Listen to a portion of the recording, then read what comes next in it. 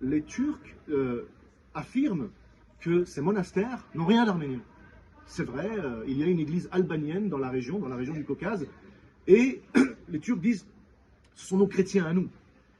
Les Arméniens ont spolié les monastères, les églises chrétiennes d'une église azérie, et ils se la sont appropriés. Ce qui est un mensonge éhonté, qui est assez vraiment insupportable à entendre. Et moi je leur demande en fait, si cette église est à vous, si vous êtes si fiers de cet héritage, pourquoi le détruisez-vous?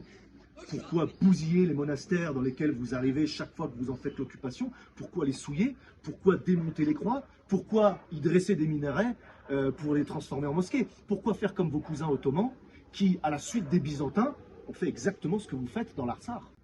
Chaque fois que ces gens arrivent, ils bousillent les monastères, toute trace du christianisme, ça vient profaner les cimetières, défoncer les tombes à coups de burin, à coups de rafales de Kalachnikov, de bulldozers, ça vous retourne tout ça. Donc déjà, même pas de respect pour les morts. Enfin, je veux dire, là, on a atteint un niveau, c'est même plus, je veux dire, même la pire des civilisations, en fait, ne fait pas ça. Voilà, c'est-à-dire que c'est la même logique, en fait, que ce que font les Turcs de l'Empire ottoman, que ce qu'ils ont fait pendant des siècles. Effacer toute trace de la présence chrétienne, mais en même temps dire non mais c'est à nous parce qu'en fait on a une église, elle est albanienne et en fait ça c'est nos vestiges. Mais respectez-les alors si ce sont vos vestiges. C'est quand même assez effarant.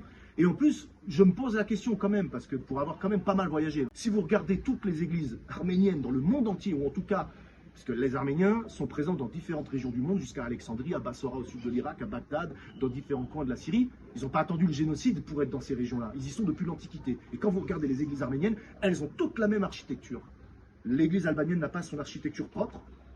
Comment est-ce qu'on peut justifier, à quel moment on peut justifier que les églises qui se trouvent en Artsakh ne soient pas arméniennes? Et c'est là où, en fait, le droit international sur lequel les Azéris se basent est discuté par les Arméniens. Parce qu'eux, ils font mention de la préséance du passé. Les Turcs se basent sur le droit international, mais qui a été donné par qui? Qui a défini ce droit international? Les Soviétiques, Staline. Staline, c'est lui qui a défini quoi devait appartenir à qui? Évidemment que les Arméniens, le contexte. Qui sont les Russes pour décider que cette région-là, sur cette terre sur laquelle ils habitent depuis des milliers d'années, que c'est l'occupant qui va rester là 150 ans, peut-être un peu plus, un peu moins, j'ai plus les dates exactes de la présence des Russes dans la région, mais ce sont eux qui vont définir quoi revient à qui. Mais en fait, à un moment donné, il faut juste un peu de logique, un peu de calme, et de reconsidérer les choses. Et de se dire, mais vraiment, est-ce que c'est légitime? Est-ce que c'est légitime? Faites un examen de conscience. Enfin, à un moment donné, il y aura un jugement en vérité. Est-ce que c'est légitime de dire un truc pareil? Faites le rapport cause à effet, le principe de causalité, remontez.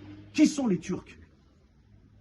On a le plus grand respect pour les Turcs. C'est pas un problème. Il y a des choses très belles qui ont pu être faites, notamment l'art timouride, cet art turco-persan en Asie centrale, etc. Il y a beaucoup de choses qu'on peut regarder sur un apport culturel qu'ils ont pu apporter ici et là, etc. Mais combien de destructions, combien de terres profanées, combien de deuils partout où ils ont mis les pieds? Là où on passe, l'herbe ne repousse pas. C'était le proverbe d'Attila.